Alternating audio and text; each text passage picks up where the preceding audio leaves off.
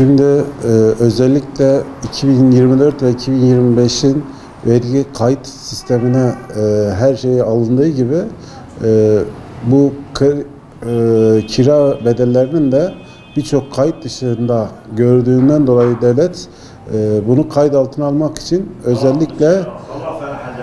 özellikle kayıt dışına almak için bunu kayıt altına almak için böyle bir uygulamaya girdi. Eskiden belli bir miktar üstünde olanlara ve iş yerleri özellikle buna dahildi. Şimdi genel olarak herhangi bir kısıtlama yapmadan bütün kiraların elden değil de bizzat banka üstünden yatırılması oldu. Bunu yapmayanların 5.000 lirayla 15.000 lira arasında bir cezai müeyyide uygulayacaklar. Devlet bunun da peşine sürekli düşeceğini belirtiyor.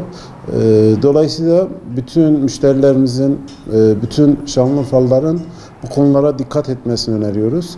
Kiraların elden değil de bizzat bankadan hesaplarına yatırılması ve özellikle kira olarak yatırılmasını öneriyoruz. Aksi takdirde başka sorunlar, kira yatırılmadığı takdirde, kira yazılmadığı takdirde yatırılan paranın bunun herhangi bir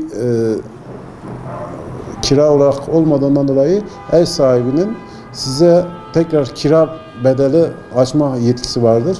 Bu da dolandırıcıları ve kötü ev sahiplerinin farklı şeylerine yansıyabilir. Dolayısıyla kiraların bizzat banka üstüne yatırılması ve yatırdıklarına dair kira olarak yazılmasını tavsiye ediyoruz. İBAN üstünden kira burada dediğim gibi kayıt altına alındığından dolayı en fazla yatıranların göz açıklık yapıp da düşük kira göstermesi hem kiracı açısından sakıncalı olur hem ev sahibi açısından sakıncalı olur. Dolayısıyla tavsiyemiz İBAN üstünden dahi yatırılsa kira bedeli yazılıp tam kira bedelinin gösterilmesini tavsiye ediyoruz. Bunun da herhangi bir fiyatlara yansıyacağını ummuyoruz. Bunun bedelleri sadece ufak bir vergi olduğu için vergilerini tam ödemeye kalkarlarsa ev sahiplerinin ufak bir kira artışları olabilir diye düşünüyoruz. Şimdi tayin dönemleri bittiği için genel olarak Eylül ayına göre Ekim ayı kira artışlarında durgunluk yaşanıyor. Özellikle Eylül ayıyla Ekim ayı arasında kira %10 dolayında düştü kira talebi. Fiyatlar da stabil olarak devam etmektedir.